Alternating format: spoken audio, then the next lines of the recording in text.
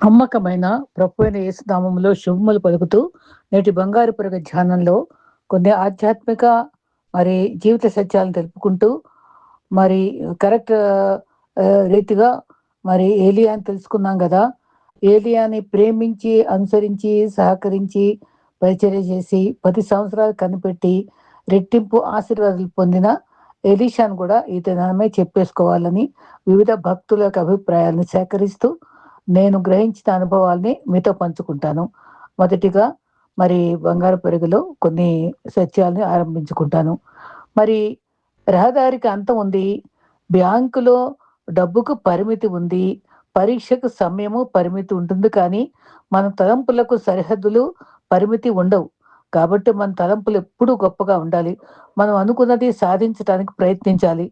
మరి జీవితానికి కావాల్సినంత శక్తి, డబ్బు లేకపోయినా మంచి స్వభావము, మంచి అవగాహన, ఆధ్యాత్మిక చింతనతో కూడిన భయభక్తులతో కూడిన జీవితము తప్పక సహకరించి మంచి విలువలను ఇస్తాయి.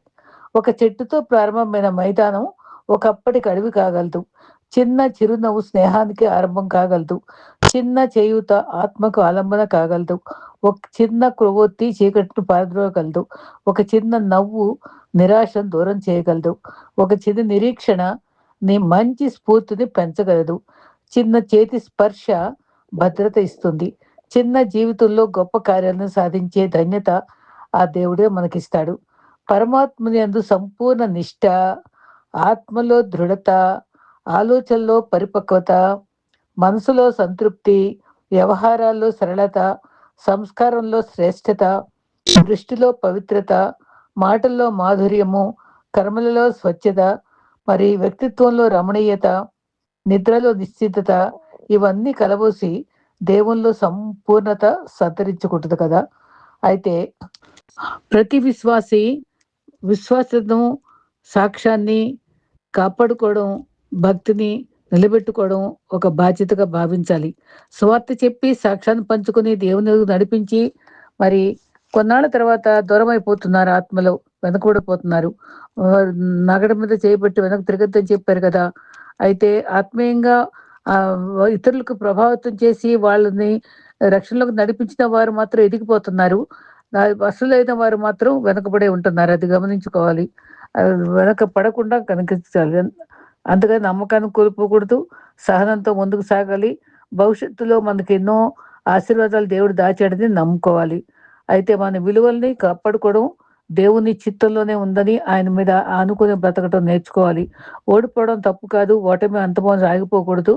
మరి పులి స్టాప్ అంటే ముగింపు మాత్రమే కాదు, కొత్త వాక్యానికి ఆరంభం కదా. అదే మనం గమనించుకోవాలి. అయితే మరి మనం భక్తుడైనటువంటి ఎలీషా ప్రవక్తను మనం ధ్యానించుకుందామండి. ఏలియా దగ్గర ఎన్నో విలువైన పాఠాలు నేర్చుకుంటూ మరి 10 సంవత్సరాలు ఆయన చేతులకు నీళ్లు పోస్తూ అంటే పరిచర్య చేస్తూ ఆయన ఆత్మానుభవాలను అందుకుని వినయంతో దాసుడిగా మెలిగి రెట్టింపు ఆశీర్వాదాలు పొందిన గొప్ప భక్తుడు ఎలీషా జీవితం చాలా ఆదర్శమైంది. అది మనం ఈరోజు ధ్యానించుకుందాం. ఎలీషా జీవితంలో మరి అనుభవాలు మరి అద్భుతంగా దేవుడు అగ్ని రథాలతో ఆయన పైకి తీసుకెళ్లిపోయాడు. ఆ ఎలీషాకు అభిషేకం ఇచ్చాడు. మన జీవితాలు వేరు అనుభవాలు నేర్చుకోవచ్చు. ఇది 2వ రాజులు 2వ అధ్యాయము 1-6 వచనాల్లో ఉంటుంది.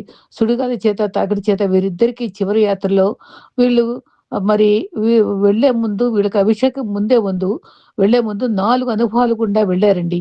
ఈ 4 అనుభవాలు చాలా విలువైన అనుభవాలు. మనకు నేర్పే పాఠాలు కూడా. ఆ అనుభవాలు మనం నేర్చుకోగలిగితే ఆత్మీయంగా ఎదగలం. మొదటి మజిలీలు గిల్గాలును దాటినప్పుడు మరి నువ్వు వెళ్ళిపోయి ఇంకా నాకు టైం అయిపోయిందని చెప్తే నేను యెహోవా జీవము తోడు నేను నిన్ను వదలను అని వెంట పడతాడు. అప్పుడు ఎలీషా వెంట పడతాడు ఏలియాకి. అది గిల్గాలు. 2వ మజిలీ బేతేలు. 3వ మజిలీ ఎరికో. 4వ మజిలీ యోర్దాను. ఒక్కొక్కటి వివరంగా తెలుసుకుందాం. 66 పుస్తకాలు ఏముందో చదివి ధ్యానిస్తేనే తెలుస్తుంది. వాక్యం ధ్యానించడం దివారాత్రులు ధ్యానించి కుడియడంలకు తప్పిపోకుండా విశ్వాసం ఉండటం సఫలతకు గుర్తు. మరి ఏలియా సేవ ముగించినై ఉంది కాబట్టి, "నేనేం చేయాలి నీకోసం వెంటపడుతున్నావు" అని ఎలీషాని అడుగుతాడు. 2 రాజులు 2:8లో. ఎలీషా అప్పుడు, "ఏలీయా రోషము గల మరి ప్రవక్త ఎన్నో కష్టాలు కూడా ఎదుర్కొన్నాడు. సవాళ్ళు ఎదుర్కొన్నాడు ఏలియా. మరి అది గమనించుకున్నాడు. ఏలియా పరము చేరనై ఉండగా ప్రతిసారి ఏలియా నీడలోనే ఉండాలని ఎలీషా కోరుకున్నాడు. ఎలీషా జవాబుగా, "నీకు కలిగిన ఆత్మలో 2 పాళ్ళు నాకు కావాలి" అని అడిగాడు. అప్పుడు రథాలు వచ్చాయి. వాళ్ళు కలిసి ప్రయాణిస్తూ 4 అనుభవాలు పూర్తయిన తర్వాత అప్పుడు ఏలియా పరముకు కొలువబడ్డాడు. ఎ ఎలీషా ఏలియా లేని జీవితం ఇష్టపడలేదు. చాలా బెంగగా వెంటబడ్డాడు. "నా తండ్రి, వాళ్ళు వెళ్ళిపోతున్నప్పుడు ఎంత దుఃఖపడ్డాడోనండి. నా తండ్రి, ఇశ్రాయేలు వారికి రథములు, గుర్రాలు, రథాలు, రౌతులు నీవే" అని ఎంతో అతిశయంగా చెప్పాడండి. తను నిజంగానండి కొంచెం గర్వంగా ఉండి ఎంత మనము ఇతరులను అభినందించలేము. కానీ ఆయన ఔన్నత్యాన్ని, ఆయన ఆహ్, భక్తిని ఎంతగా గౌరవించాడో ఎలీషాని చూసి నేర్చుకోవచ్చు. దుప్పటి ఏలియా ఎలీషా మీద పడవేస్తాడు. అది ఎలీషా పైకి వచ్చేసింది. రెండింతలు ఘనంగా దీవించాడు. దుప్పటి దేవుని ఆమోద ముద్ర. దుప్పటి దేవుని ఆమోద ముద్ర. "నీవు లేని ఇశ్రాయేలు స్థితి ఏంటి? ఇశ్రాయేలు యోర్దాను చేరి ఏలియా దేవ ఏలియా దేవుడా" అని చెప్పి తను ఆ మాట చెప్పి అప్పుడు దుప్పటిని కొట్టినప్పుడు అది మొదటి అద్భుతంగా మరి యొర్దాను నది పాయలవుతుంది. ఎలీషా అంటేనేమో యెహోవా నా రక్షణ అని. ఏలియా అంటే ఒకరేమో యెహోవా నా బలం అన్నారు. ఇంకొకళ్ళేమో యెహోవా నా దేవుడు అన్నారు. ఏలియా అంటే యెహోవా నా దేవుడు అన్నారు. యెహోవా మరి మరి నా బలం అని కూడా అన్నారు.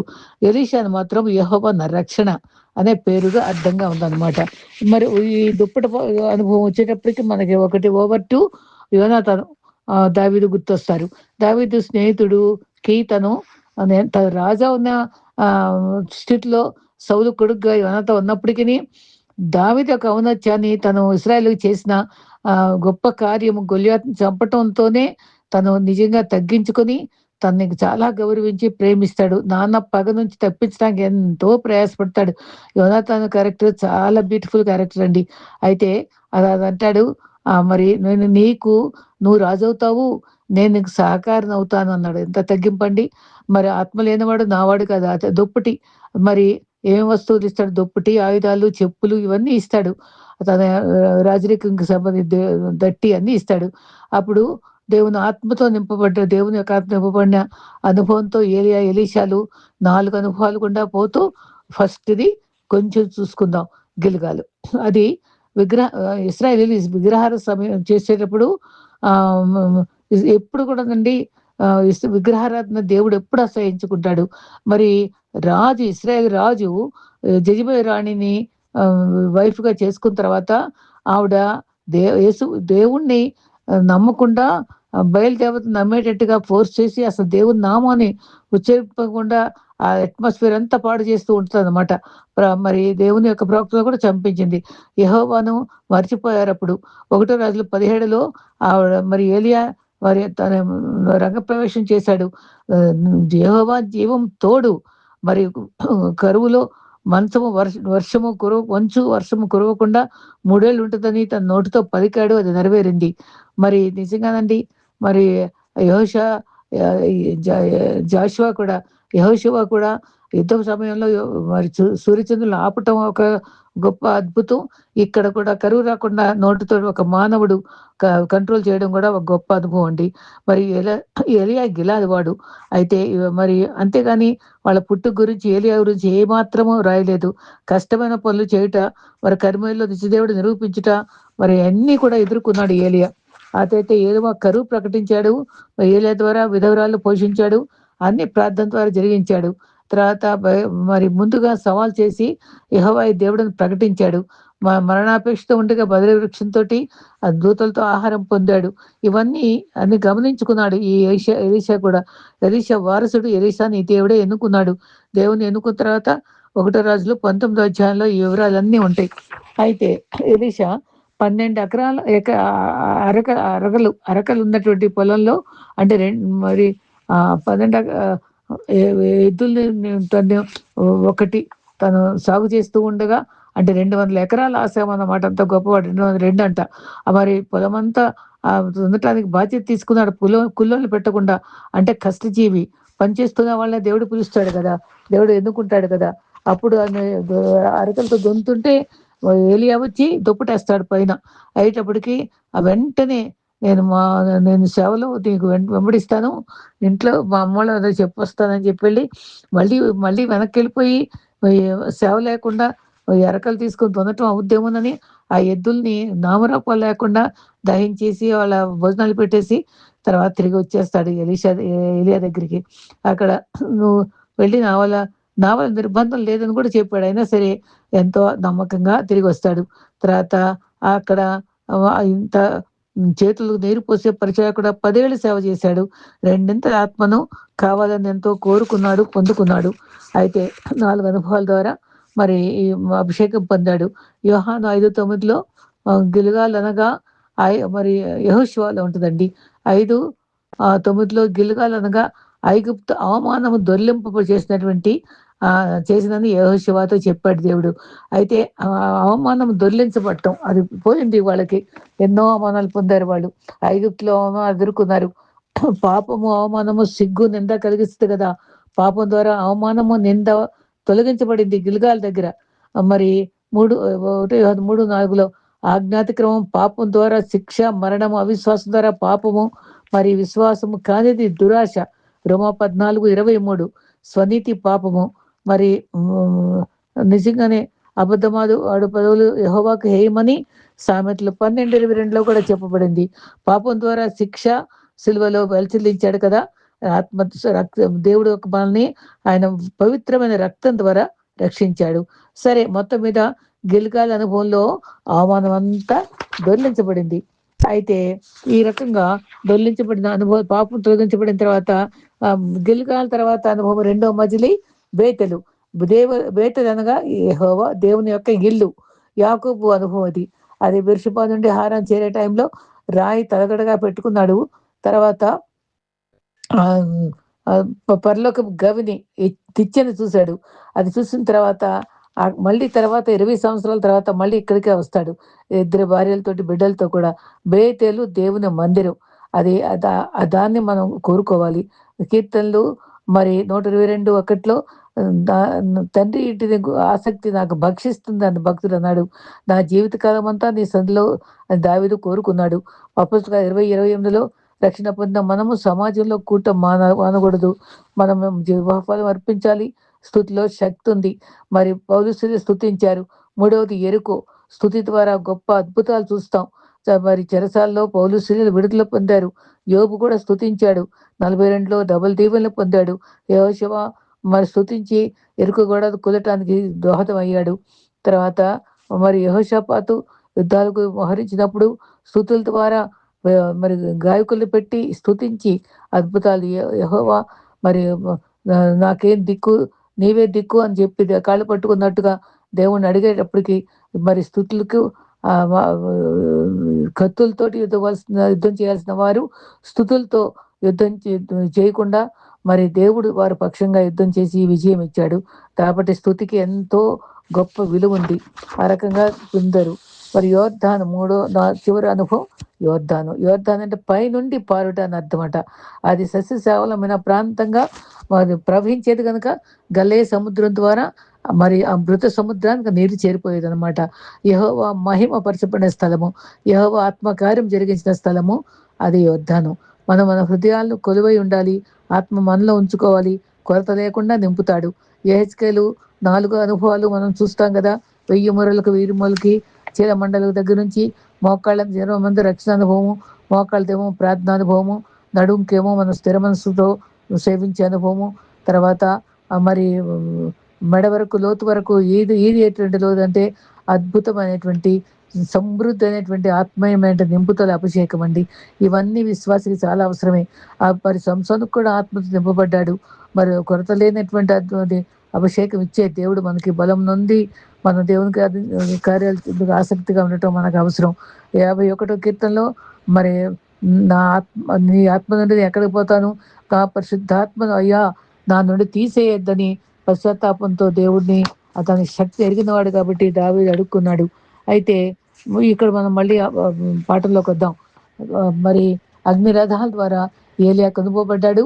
మరి 4 మజిలీలు అవసరం ఆ అభిషేకానికి ముందు. మరి మరి ఎలీషా ఎంత భక్తుడంటే తన యొక్క శవం యొక్క ఎముకలు తగిలి అక్కడ ఒక సైనికుడు మరి బ్రతుకటం జరుగుతుంది. రోజంతా బ్రతికాడు. ఎలీషా అంటే దేవుడే రక్షణ అనుకున్నాం కదా. వాడి 3 రాజుల వద్ద ప్రవక్తగా ఉన్నాడు. తర్వాత అతను షోపాత్ కుమారుడు. మరి ఇంకొక భక్తుని అనుభవాల్లో బ్రీఫ్గా ఈ 14 అద్భుతాలు చేసింది ఊరికే మెన్షన్ చేసి కొన్ని వాటిల్లోంచి మనం వివరంగా తెలుసుకుందాం. మొదటిగా యోర్దాను నదిని చీల్చడం, 2 రాజులు 2:14. రెండవదిగా ఎరుకో నీటి సమస్య తీర్చాడు. అది చేదు నీటిగా ఉంటే దాంట్లో కొమ్మ వేసి మరి చేస్తాడు కదా, అది 2 రాజులు 19:22 వరకు. తర్వాత బోడిపడ అని ఎలీషాని తను కొందరు 42 మంది బాలురు తిడితే శపించినప్పుడు వాళ్ళందరికీ ఎలుగుబంటి వచ్చి 2 రాజులు 2:23లో వాళ్ళందరినీ చంపేస్తుంది. భక్తుల్ని దూషించకూడదండి, అది శాపం. 4వదిగా ఇశ్రాయేలు సైన్యము మరి అక్కడ నీటి అవసరం వచ్చినప్పుడు గోతులు తవ్వితే నీరు సమృద్ధిగా వస్తుంది. 2 రాజులు 3:16-20 వరకు. ఈ అద్భుతం కూడా ఎలీషా ఆధ్వర్యాన జరిగింది. 5వది ఒక విధవరాలు కొరకు నూనె సృష్టించాడు. నీ దగ్గర ఏముంది అంటే విధవరాలు పేదరికంలో ఎలీషాని ఆశ్రయం కోరితే అప్పుడు నాకు కొంచెం నూనె ఉందంటే దాన్ని పూర్వకంగా దాన్ని పెంచి అభివృద్ధి చేయడం జరుగుతుంది. ఆ తర్వాత 2వ రాజులు సులమీరాలు కథలో తను మేడగది ఎలీషా గొప్ప భక్తులని భర్తకి చెప్పి మేడగదిలో మరి బల్ల మంచము అవన్నీ కూడా దీపస్తంభం ఇవన్నీ అమర్చి చూస్తుంది. అప్పుడు తనకు ఏది అవసరమో కనుక్కొని బిడ్డలు లేరని తర్వాత సంవత్సరంలో బిడ్డనిస్తారు. ఆ బిడ్డ పెరిగినప్పుడు తను చనిపోతాడు. చనిపోయినప్పుడు ఆ టైంలో తన శిష్యుడు చేయలేకపోతే తనే బ్రతికిస్తాడు. ఆ రకంగా జరుగుతుంది. 6వ అద్భుతం. 7వది విష్పూర్తి కూరగా అందరికీ శిష్యులందరికీ భోజనం తయారు చేసి ఆ కూరలతో చేస్తే చేదైపోద్ది. అయ్యోయ్యో విషం అని అరిస్తే అప్పుడు వరి పిండి తెచ్చి దాంట్లో వేసి అది కూరని రుచికరంగా చేస్తారు. ఆయన అద్భుతం చేస్తాడు ఎలీషా. తర్వాత మరి ఆహారాన్ని కూడా ఎవరో తెచ్చి ఇస్తే అందరికి పంచమంటే ఇదేం సరిపోద్ది అనుకుని పంచమంటే వాళ్ళందరూ సరిపోగా మళ్ళీ మిగిలింది. ఇది 5 రొట్టెలు 2 చిన్న చేపల అనుభవమే జ్ఞాపకం చేస్తుంది.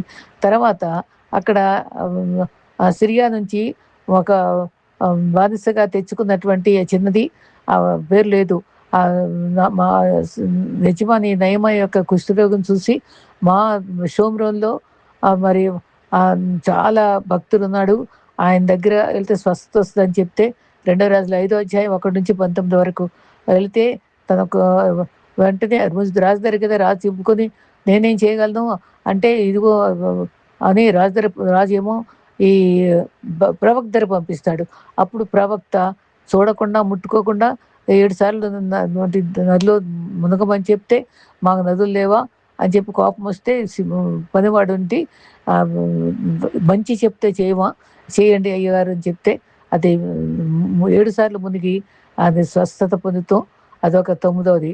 తర్వాత వెంటపడి గెహజీ దొంగతనంగా సామాన్ అడిగి తీసుకుంటే 2 రాజులు 5:26లో అదే నేను నా మనసు నీతో రాలేదా అని ప్రవక్త చెప్పి వెంటనే ఆయనకు వచ్చిన కుష్టే నీకు నీ కుటుంబానికి వస్తుంది శపిస్తాడు. అక్కడ నిజంగానండి శాపగ్రస్తమైనది మనం తీసుకోకూడదు, ఆశించకూడదు అని ఇక్కడ తెలుస్తుంది. తర్వాత ఒకసారి అది ఇల్లు బాగోలేదు, ఇల్లు సరిపోవట్లేదు, వాళ్ళు ఉండే నివాసం అని రాన్ తెచ్చి ఎక్స్టెండ్ చేద్దాము, దాన్ని సరిహద్దులు విశ్రాంతి చేద్దామని గొడ్డ ఎక్కడితో అరువు తెచ్చుకొని ఒక అబ్బాయి వాళ్ళ శిష్యుడు కొడుతూ ఉంటే అది జారి నీళ్ళలో పడిపోతే అయ్యా నాది కూడా కాదు అని వెంటనే మళ్ళీ ఇంకెవరున్నారు ప్రవక్త దగ్గరికి వచ్చి అడిగితే అప్పుడు ఆయన వెంటనే కొమ్మనేసినప్పుడు వెంటనే అది తేలిపోద్ది. ఇనుము తేలటం అంటే అది ఒక గొప్ప అద్భుతం. 2 రాజులు 6:1-7 వరకు. తర్వాత దేవుని కాపుదల కూడా చూపించాడు. 2 రాజులు 6:1-7 వరకు. తర్వాత 13లో సిరియన్లతోటి వాళ్ళకి యుద్ధానికి వచ్చినప్పుడు వాళ్ళ కళ్ళకి అంధత్వం కలిగించేస్తాడు. తర్వాత వాళ్ళు వచ్చినప్పుడు కళ్ళు తెరిచినప్పుడు సేవకుడు కళ్ళు తెరిచినప్పుడు అప్పుడు గుర్రాలు, రథాలు, దేవుడు యొక్క సైన్యాన్ని తను అద్భుతమైన దర్శనాన్ని చూడటం జరుగుతుంది. తర్వాత కరువు వస్తుంది, క్షామం కరుగుద్ది. ఆ కరువులో కూడా అక్కడ వారు నీకు ₹1 నీకు పిండి జరుగుతుంది అని అంటే అది ఎలా సాధ్యం అనుకుంటారు కానీ, ఎంత అద్భుతంగా ఈ ఈ సి ఈ ప్రవక్త చెప్పిన మాట ప్రకారంగా అక్కడ వాళ్ళు విరోధులందరూ కూడా భయపడిపోయి పారిపోయే రీతిగా వారు వాతావరణం కలిగించినప్పుడు మరి ఆ కుష్ఠరోగులు వెళ్ళి అదంతా కూడా దోపుడు సొమ్ములాగా అదంతా కూడా తీసుకొచ్చి వీళ్ళకి అందించినప్పుడు మరి ఎంతో అద్భుతంగా మరి అంత సంపద వాళ్ళకి కలిగి ₹1 ఆయన చెప్పినట్టే ఆయన మాట నెరవేరినట్టుగా జరుగుతుంది. ఈ రకంగా దేవుడు అద్భుతాలు 14 అద్భుతాలు జరిగినాయండి. వీరంతా మరి ఇదే మనం మళ్ళీ మళ్ళీ కొన్ని విషయాలు చెప్పుకోవద్దంటే ఎరుకో అయితే చేదు దగ్గర ఉప్పేస్తాడు. ఆ కుండలోంచి కొత్త కుండలోంచి ఉప్పు వేసి ఆ నీటిని బాగు చేస్తాడు. బేతేలు చేరినప్పుడేమో బోడిబడ అన్నప్పుడు ఆ 42 మంది ఎలుగుబంటి చంపుతుంది. యెహోషాపాతు మరి రిషి దగ్గరికి వచ్చినప్పుడు ముగ్గురు రాజులు కలుస్తారు. మరి వీణ వాయించే వారిని తీసుకురండి అని చెప్పినప్పుడు మరి యెహోవా హస్తం వెంటనే ఎలీషాకి కనబడి అక్కడ లోయలు ఏర్పరిచి గుంటలు తవ్వగా ఆ ప్రాంతం నీళ్లతో నింపబడుతుంది. ఆ నీరు సూర్యకాంతితోటి నీరు రక్తంగా కనిపించి మోయాబు రాజు ఇశ్రాయేలు మరి అక్కడ యుద్ధంలో వాళ్ళు భయపడి పారిపోవడం జరుగుద్ది. అక్కడ ఇశ్రాయేలీయులు విజయం రావడం అన్ని అనుభవాలన్నీ కూడా మరి మనం చూస్తాం. అది ఒక చరిత్ర అంతా చదువుతుంటే చాలా ఆసక్తికరంగా ఉంటుందండి. ఇప్పుడు ముక్కలుగా మీకు నేను చెప్తే అది మనకు సరిగ్గా అర్థం కాదు. మళ్ళీ ఆ భాగం అంతా మనం చదివినప్పుడు ఎంత అద్భుతాలు మరి ప్రభు బిడ్డలతో చేయించాడో మనకు తెలుస్తుంది. మరి మరి అదే ఇందాక పంటలో కొంత భాగం ఇస్తే పంచం అంటే ఇంకా అందరికి పంచగా కూడా మరి మిగిలిపోవటం అదొక అద్భుతమే. దేవుడు మరి నిజంగానే మరి గెహజీకు రావడం కూడా మరి ఎంతో భయంకరంగా మరి కుష్ఠరోగం రావడం మాట మాట పలుకే శక్తివంతంగా ఉందండి వాళ్ళది ఆ రోజుల్లో. మరి విధవరాలు కూడా భర్త లేడు సహాయపడమంటే ఏముంది కుండలో అంటాం. ఆ ఉన్న దాంట్లో దేవుడు మనకు కూడానండి నీ చేతిలో ఏముందంటే మోషే కర్ర ఉందన్నాడు. మన చేతిలో ఏముందంటే దాంట్లో నుంచి దేవుడు మనల్ని వాడుకుందాం. మనకి ఏ తలాంతో దాన్నే వాడుకుంటాడండి. పరిశుధమీరాలకి ఎంతో మేలు చేశాడు. ఆ రకంగా శిష్యులు మరి ఆకుకూరల విషయంలో సహాయపడ్డారు. ఈ రకంగా కరువులో మరి రాజులకి మరి ఎంతో ఆదుకొని వాళ్ళని అభిషేకించడం కూడా జరుగుతుంది. వాళ్ళ నిరుత్సాహాల నుంచి మరి వారిని ధైర్యపరచడం కూడా జరుగుతుంది. సిరియా యుద్ధం టైంలో కూడా వాళ్ళందరూ మళ్ళీ ఈ దగ్గర చేరినప్పుడు మనం ఇంకా వాళ్ళని ఏమన్నా బాధిద్దామా అని వాళ్ళ శిష్యులు అంటే వాళ్ళకి భోజనాలు పెట్టమంటాడు ఎలీషా. అప్పుడు వాళ్ళ భోజనం తిని సంతోషంగా వెళ్ళిపోయి మళ్ళీ యుద్ధానికి రాకుండా సిరియా వాళ్ళు నోరు మూసుకుంటారనమాట. అది కూడా ఎలీషా యొక్క అద్భుతమైన సేవలో జ్ఞాపకం. ఈ రీతిగా ఏలియా ద్వారా పొందినటువంటి అభిషేకానికి డబుల్ అభిషేకాన్ని డబుల్ అద్భుతాలు చేస్తూ మరి దేవుని కొరకు వారిద్దరు కూడా పాటుపడిన అనుభవాల్ని నిన్న ఈరోజు కూడా చెప్పుకోవడానికి ప్రభు కృపనిచ్చాడు. నిజంగా బైబిల్లో రాయబడిన అద్భుతాలు నిజంగా మనం గ్రహించగలిగితే ఆయన హస్తం బలమైంది. ఆయన సాహస కార్యాలు చేస్తుందండి. మనం ఆయన నమ్ముకుంటే మన అవసరాల్లో కూడా ఆపత్కాలంలో నమ్ముకొని దేవుణ్ణి మనం ఆశ్రయిద్దాం, అద్భుతాలు చూద్దాం. ప్రభు కృప మనతో ఉండుగాక. ఆమేన్.